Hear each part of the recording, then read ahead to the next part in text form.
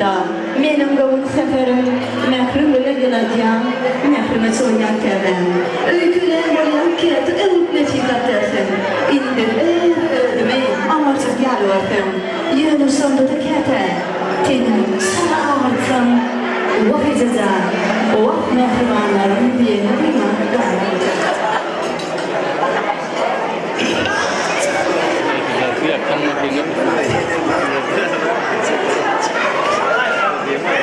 Anne.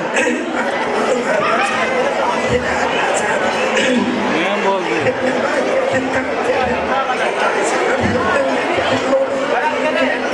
Zapısını onların zapısını.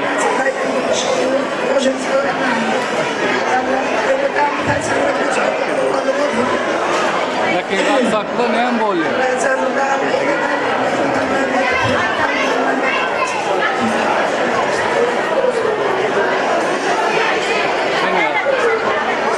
Anne.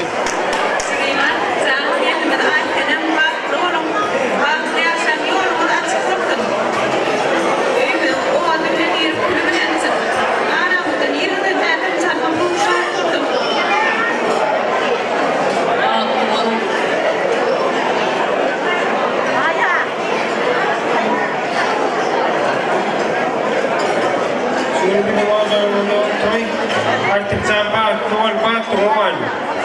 Kosko solongan duraya sampai dengan patruman bon tuval patruman. O zaman da tuval dengan.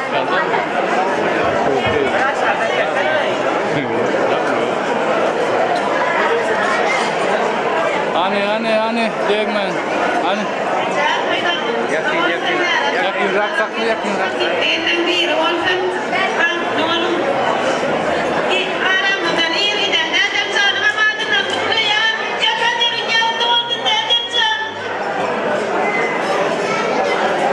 Soğudaydan gördünüz.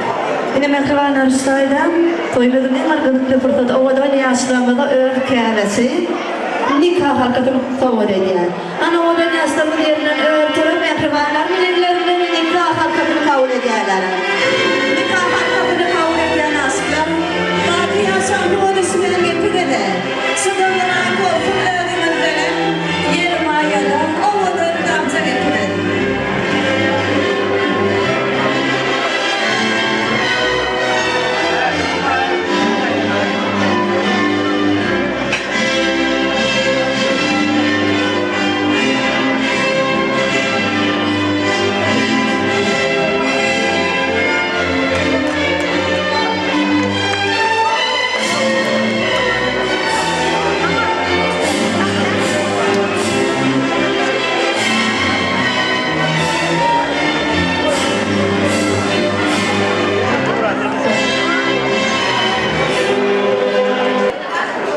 Artık yürüdümeden en çok odalardan sayılar sayılıyor Ayşe'nin bu 20 nikah oyuna devam ediyor.